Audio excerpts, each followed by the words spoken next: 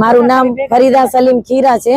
આ 4 દિવસ થયા મેં દવા પીધી હતી। 4 દિવસ થયા મેં બધું આ પગલા એટલા ઉપાડ્યા છે તો હજી એનો નિર્ણય આવ્યો નથી।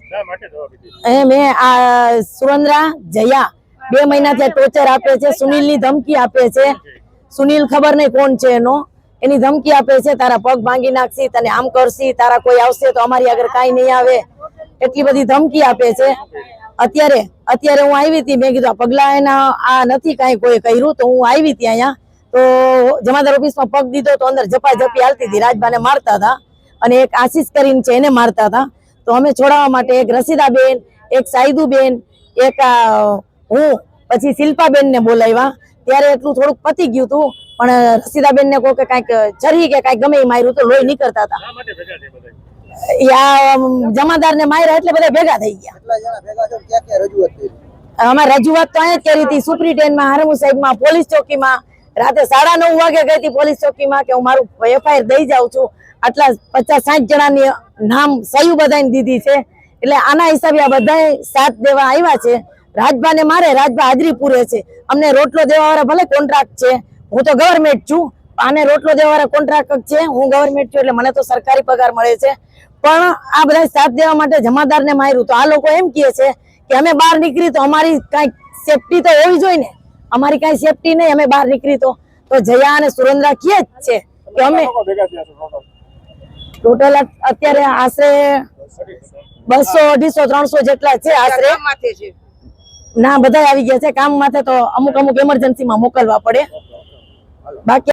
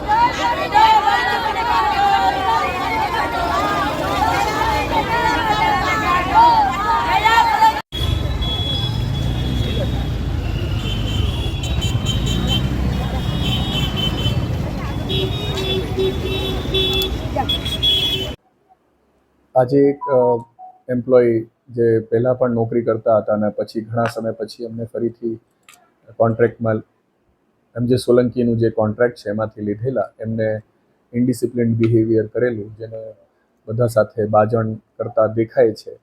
અને આ બેનના લીધે થોડાક ઝઘડા થયા છે અને પછી આ બેન બહુ જ પરેશાન છે અને બીજા બધા એમ્પ્લોય સાથે જ પણ મિસબિહેવ કરી રહ્યા છે, જેના માટે અમે MJ સોલંકીને લખેલું છે કે એમના એમ્પ્લોઈઝનું વર્તન અને એવા એમ્પ્લોઈઝ માટે યોગ્ય પગલાં લે, અને બધા એમ્પ્લોઈઝને એવું કીધું છે કે એ લોકો નોકરી કરે। પોલીસ સ્ટેશનમાં પણ જાણ થઈ ગઈ છે અને પોલીસ પણ આ બાબતમાં યોગ્ય પગલાં લઈ રહી છે।